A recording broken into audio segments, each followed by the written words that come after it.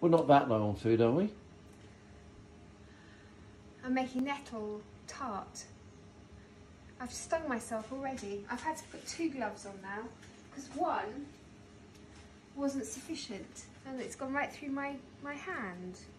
I'm going to make a cheesy tart with these nettles because I was looking at those nettles, and at this time of year I always look at them in a slightly sort of coniferous way because I think, I reckon they might be quite nice and quite good for you because they supply so many amazing vitamins and things in them. I don't know offhand. It's written in my book actually because this is actually a recipe from my book that I've never cooked for you. Yeah, well, you surprised me. But it's in my book it's a nettle, sorrel and wild garlic cheesy tart. Well, you and I haven't been near where the wild garlic is, so we can't do that.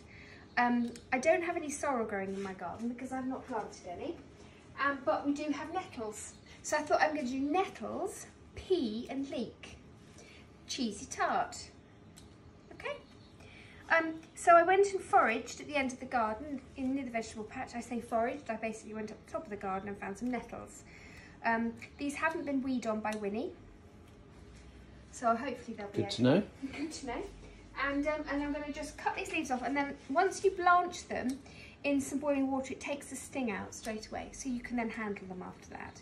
So this is just going to go into a little bit of boiling water, and once they've boiled, I'm going to put them under cold water to refresh.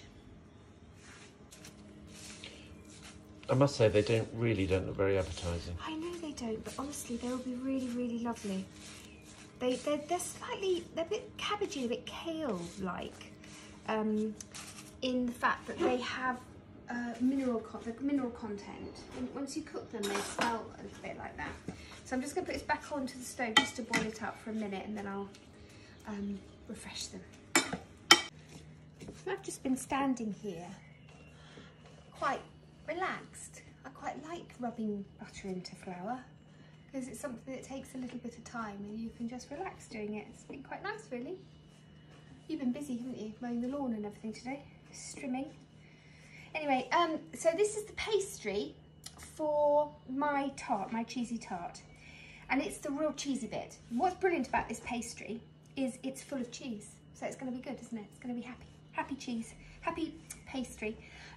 Equal quantities of butter, self-raising flour and cheese. That's all you have to remember when you're doing this. Okay, so if you don't have the recipe in front of you, it's just equal quantities. So I've got today 6 ounces or I did about 160 grams of self-raising flour, 160 grams of butter, which I cubed and I've rubbed through. And then I've got 160 grams of grated cheese. This is the second lot of 160 grams, isn't it? Because I managed to, what did I do? Opened the fridge, smashed a plate, which I love, and with all the cheese on top. So anyway, that all goes in, and then also, which works so well with this, is some chives. So we're just gonna chop those in. Now, I wouldn't do this in the food processor. You can to save a bit of time, but what it does, it just makes the cheese too chopped and too it's too small, and it makes it a bit greasy. So if you just do it like this and just take a little bit of time rubbing it through, it's much better. Now it's all in, you squeeze, okay? This is not a rolling out pastry. This is a squeezing pastry that you squeeze together in the bowl and then you push into the baking tin. So it's completely brilliant if you're somebody that doesn't really like rolling out pastry and always gets a bit worried about putting it into a tart case. It's fabulous for that. I have made this for you. No. No, I have, honestly, I have. I would know if you'd served me nettles. No, I didn't put nettles in it, but I've made this pastry for you.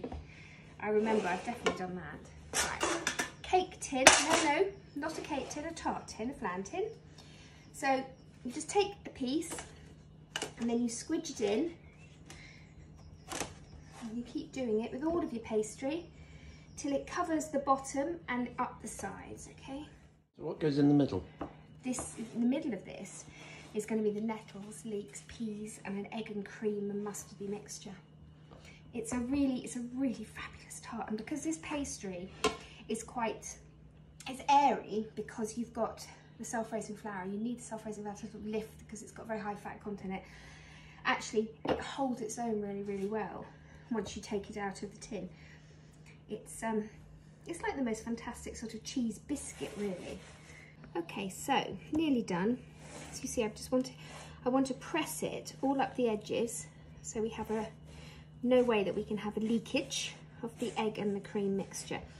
And once I've done this, I'm just going to pop it into the freezer for about 15 minutes to get really solid before we fill it and then cook it in the oven. So you've done the pastry then? Done the pastry. That's in the freezer chilly willing. And I've got 3 eggs, which I'm going to crack into my bowl.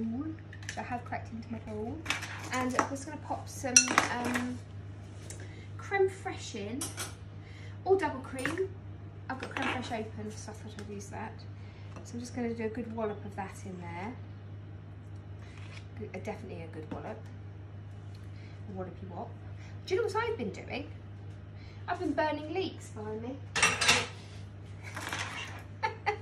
I presume you haven't been doing that on purpose? No, I didn't mean to. It was a total accident, but I just kept eye off the ball today.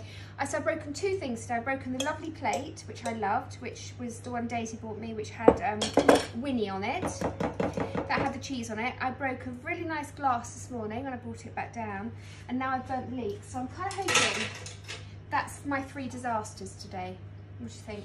Well, it's not a total disaster burning the leeks. No, it's not a disaster, but you know, just things I've done wrong. I mean, in your eyes, obviously, I do a lot more wrong than that, don't I? Never. Bit of pepper goes in. So, okay, 3 eggs, not concentrating, creme fraiche, a tablespoon of whole grain mustard, a teaspoon of Dijon, pepper, salt, and beet. Okay, so that's going to be the filling with this. So what I've done is sauteed leeks, okay, and some butter. I've added some peas to it, and then I've added my blanched nettles, all right? What do you think? Does that look good? It's very green. Very green, very healthy.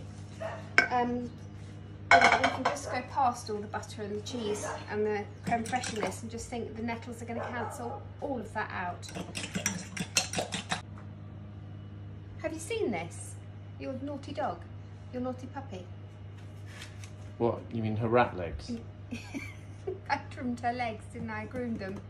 So I've been trying to, because obviously cockapoos, their hair grows. So if you can't go to the groomers, which you do about every 10, 12 weeks, you have to do it yourself.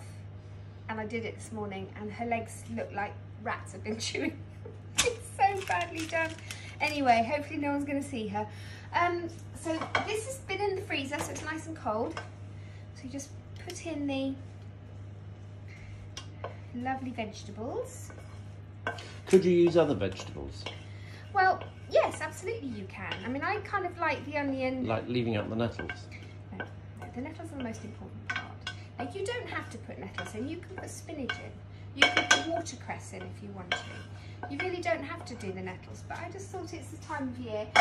They're at the right time now. You actually don't want to pick and eat your nettles once they've started flowering, okay? And the reason for that is they have a slight laxative effect, okay?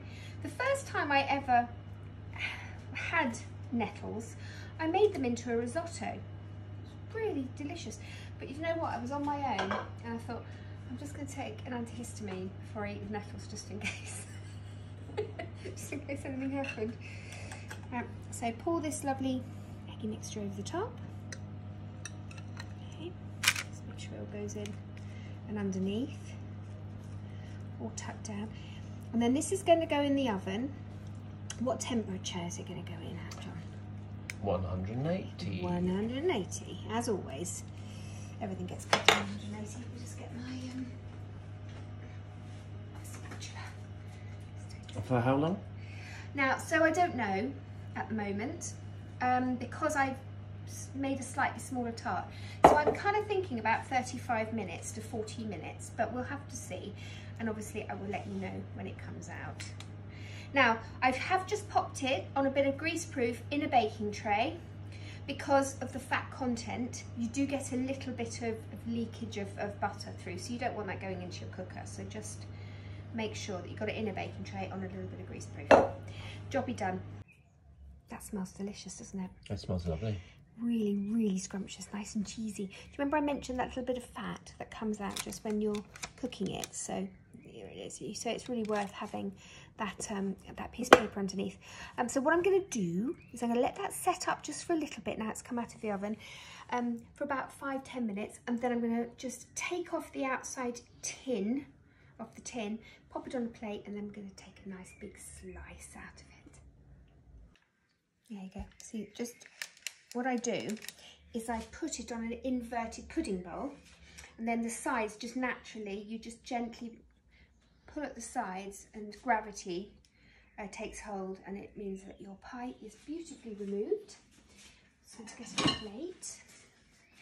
Just slide it onto there. Don't worry about keeping it on the metal base. I just leave it on there.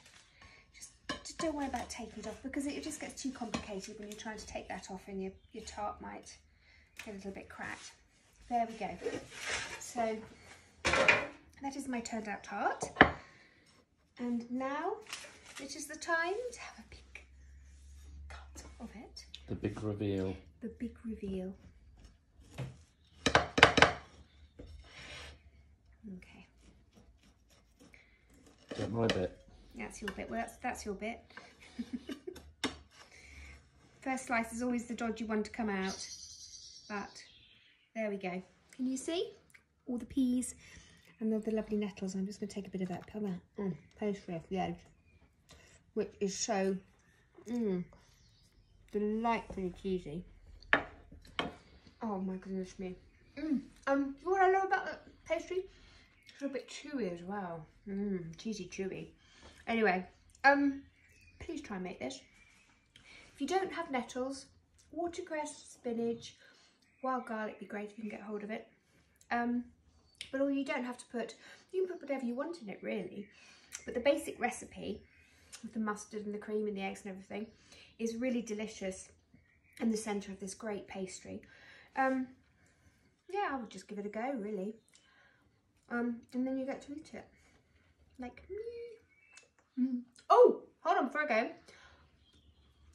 I am actually, I've got to say, this is the cheesy tart today for Sean and James. Sean is one of my oldest friends. I've known him since I was 8 years old. And we were chatting last night. I haven't spoken to him in ages. And him and James are have got engaged, so they're getting married, which is just wonderful news. And I said, whatever I make tomorrow is for you boys. So there we go, a cheesy tart for you.